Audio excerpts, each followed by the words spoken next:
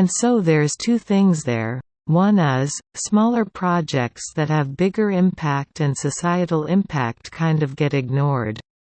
Also, niche technologies that we can build on for future things will not thrive, will go away. A lot of the things that we're reaping the benefit of today was because of the basic scientific research that we funded in the 60s and the 70s and the 80s. So if they stop doing that kind of funding by the government, after a while we just won't have anything to build on top of. We'll just be advertising to each other, and connecting with each other on social media. And that's it. And that's not where we want to end up. So there is a role for government, in terms of promoting scientific research, for both the sake of scientific research and also for commercializing the scientific research. The government is the only entity that can take a slightly longer point of view, in terms of these developments.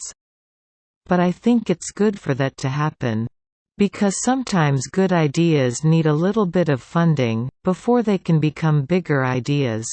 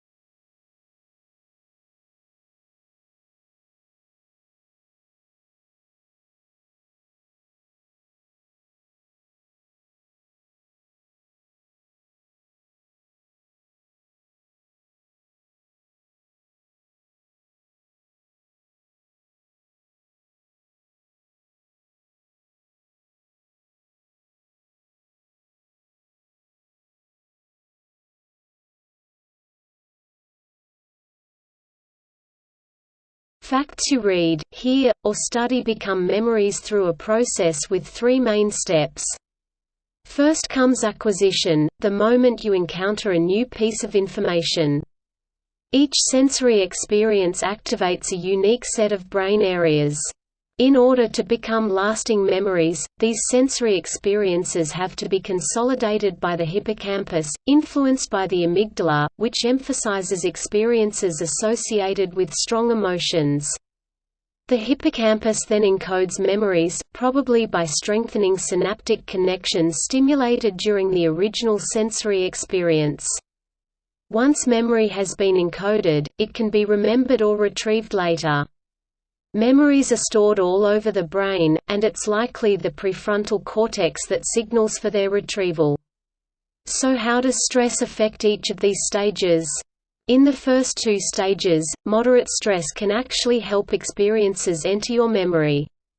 Your brain responds to stressful stimuli by releasing hormones known as corticosteroids, which activate a process of threat detection and threat response in the amygdala. The amygdala prompts your hippocampus to consolidate the stress-inducing experience into a memory. Meanwhile, the flood of corticosteroids from stress stimulates your hippocampus, also prompting memory consolidation. But even though some stress can be helpful, extreme and chronic stress can have the opposite effect.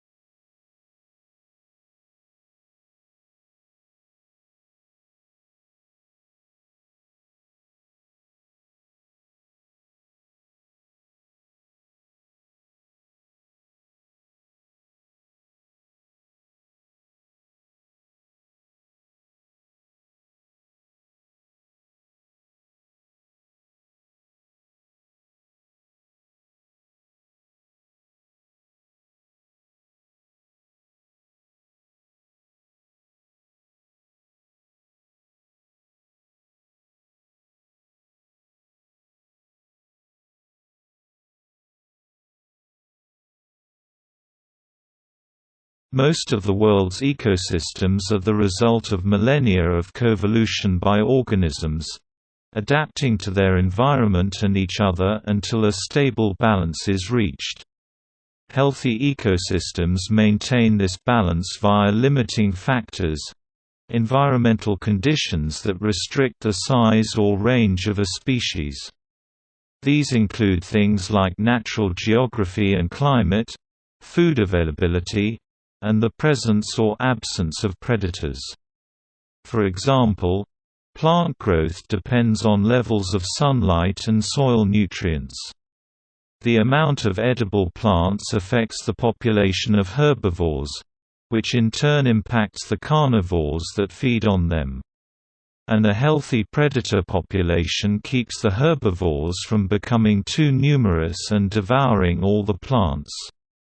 But even minor changes in one factor can upset this balance, and the sudden introduction of non-native organisms can be a pretty major change. A species that is evolved in a separate habitat will be susceptible to different limiting factors, different predators, different energy sources, and different climates. If the new habitat's limiting factors fail to restrict the species' growth, it will continue to multiply, out-competing native organisms for resources and disrupting the entire ecosystem. Species are sometimes introduced into new habitats through natural factors, like storms, ocean currents, or climate shifts. The majority of invasive species, though, are introduced by humans.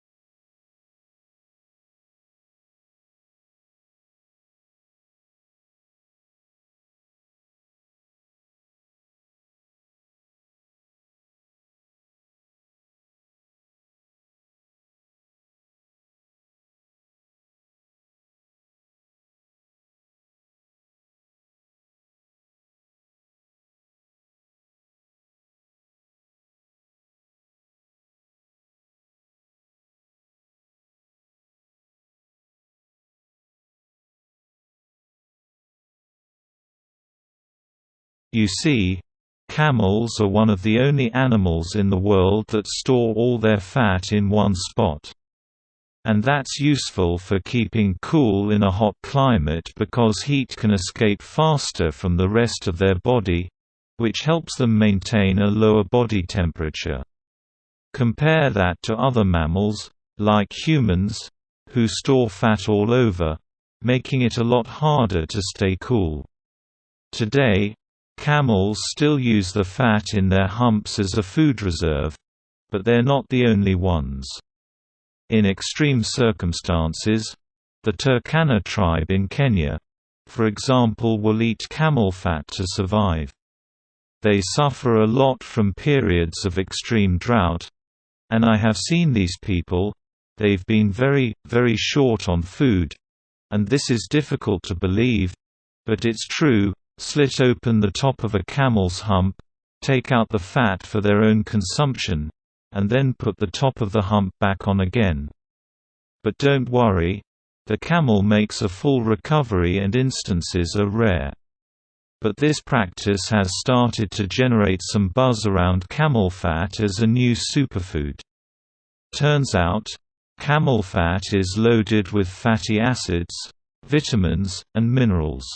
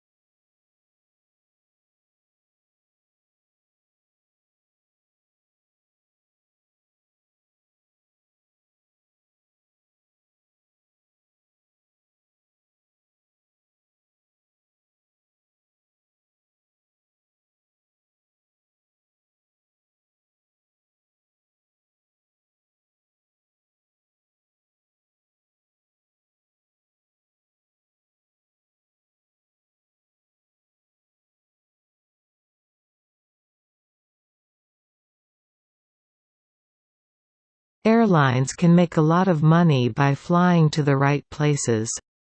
British Airways, for example, long ago cemented themselves as the leader on the London Heathrow to New York JKF route, and flying between these two airports now earns them over $1 billion per year.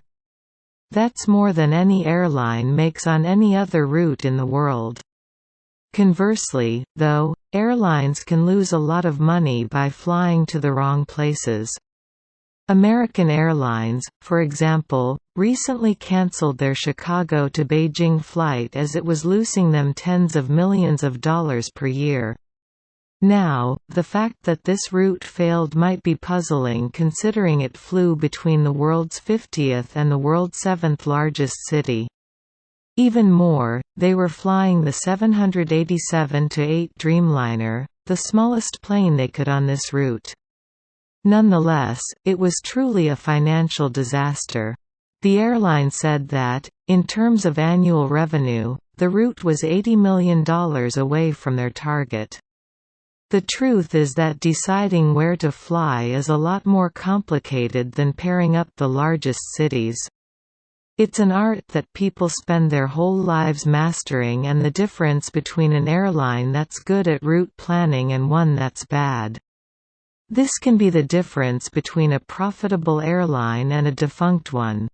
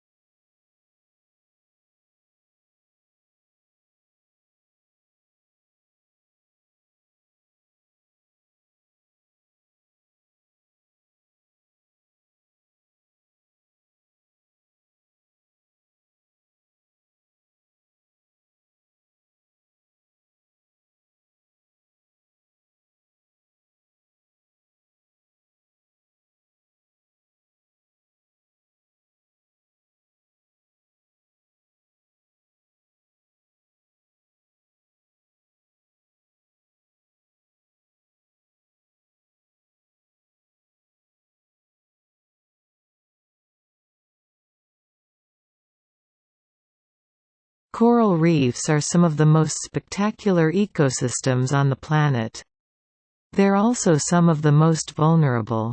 But how can we protect the reefs and the animals and plants who rely on them? And how can we make sure our protected areas aren't hurting those people who use reefs to survive? These are some of the big questions facing marine conservation biologists today. Let's take Fiji, for example. Fiji is a series of islands in the South Pacific Ocean. To help balance the need for conservation and making a living, scientists had suggested that instead of one big park which provides a lot of coverage for one reef system while leaving the rest unprotected, a better way is to create a system of protected areas nested together like pearls on a string. This idea is called connectivity. In this way, scientists can protect lots of different habitats while not excluding people from their traditional fishing grounds. Now, the only way this string of pearls kind of reserve network is going to work is if each park is connected to other parks.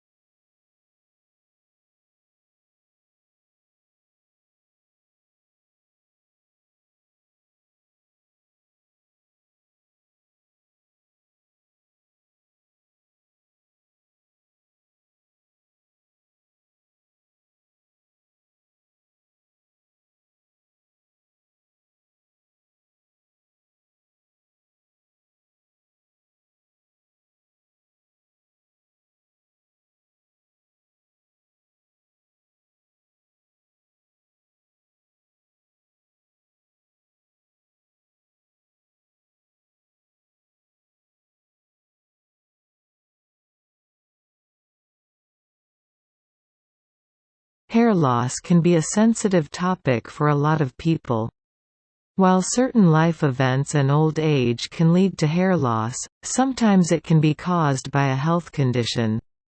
One such condition is alopecia areata. Alopecia areata is a condition that can cause your hair to fall out more than normal. The average person can pretty easily lose up to around 100 pieces of hair a day from their scalp, with most of that growing back. Alopecia areata is when that hair loss gets more significant and you have trouble getting that hair to grow back.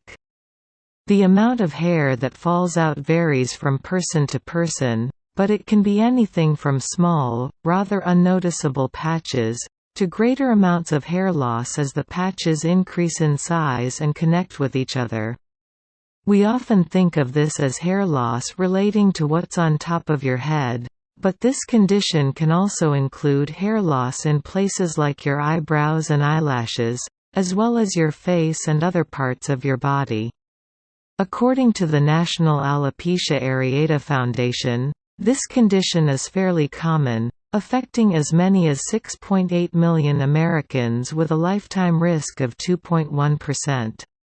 While there is no cure, symptoms can come and go.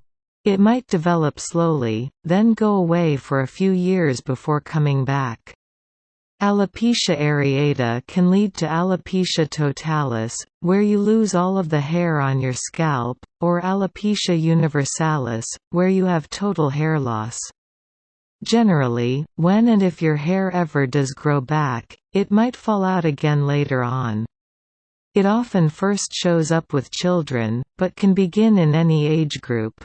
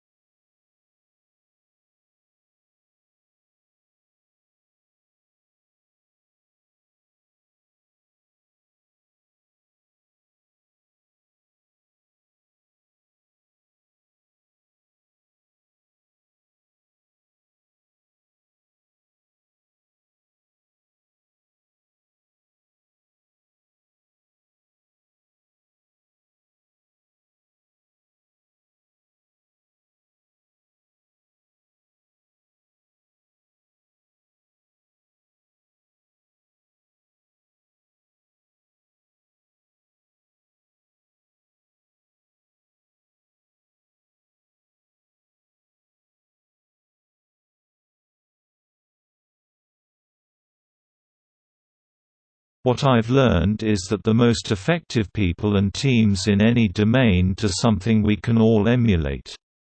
They go through life deliberately alternating between two zones: the learning zone and the performance zone. The learning zone is when our goal is to improve. Then we do activities designed for improvement, concentrating on what we haven't mastered yet, which means we have to expect to make mistakes, knowing that we will learn from them. That is very different from what we do when we're in our performance zone, which is when our goal is to do something as best as we can, to execute. Then we concentrate on what we have already mastered and we try to minimize mistakes. Both of these zones should be part of our lives, but being clear about when we want to be in each of them, with what goal, focus and expectations, helps us better perform and better improve. The performance zone maximizes our immediate performance, while the learning zone maximizes our growth and our future performance. The reason many of us don't improve much despite our hard work is that we tend to spend almost all of our time in the performance zone. This hinders our growth, and ironically, over the long term, also our performance.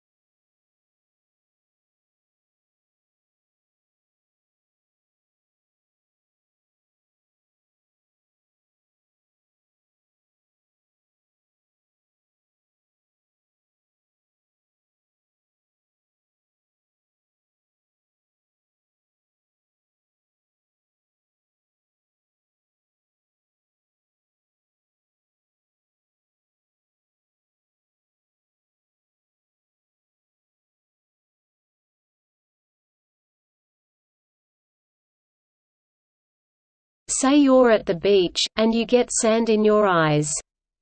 How do you know the sand is there? You obviously can't see it, but if you are a normal, healthy human, you can feel it, that sensation of extreme discomfort, also known as pain. Now, pain makes you do something, in this case, rinse your eyes until the sand is gone. And how do you know the sand is gone? Exactly because there's no more pain. There are people who don't feel pain. Now, that might sound cool, but it's not.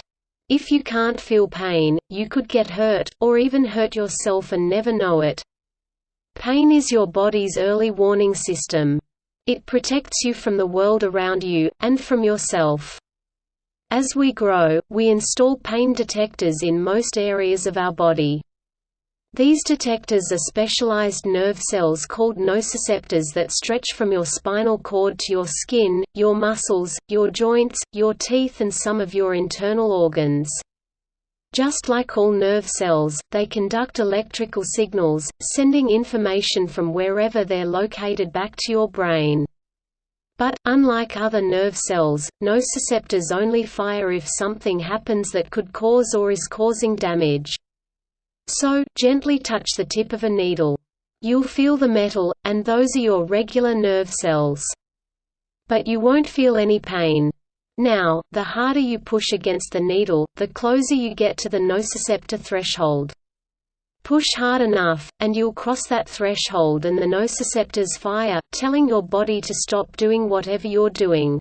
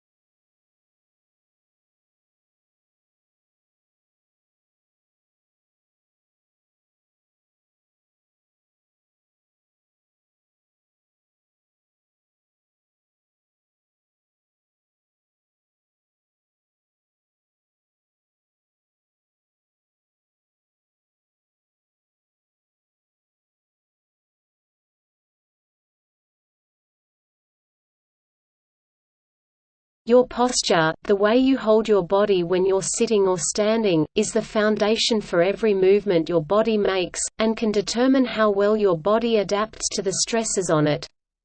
These stresses can be things like carrying weight, or sitting in an awkward position. And the big one we all experience all day every day, gravity. If your posture isn't optimal, your muscles have to work harder to keep you upright and balanced. Some muscles will become tight and inflexible. Others will be inhibited. Over time, these dysfunctional adaptations impair your body's ability to deal with the forces on it. Poor posture inflicts extra wear and tear on your joints and ligaments, increases the likelihood of accidents, and makes some organs, like your lungs, less efficient. Researchers have linked poor posture to scoliosis, tension headaches, and back pain, though it isn't the exclusive cause of any of them. Posture can even influence your emotional state and your sensitivity to pain. So there are a lot of reasons to aim for good posture.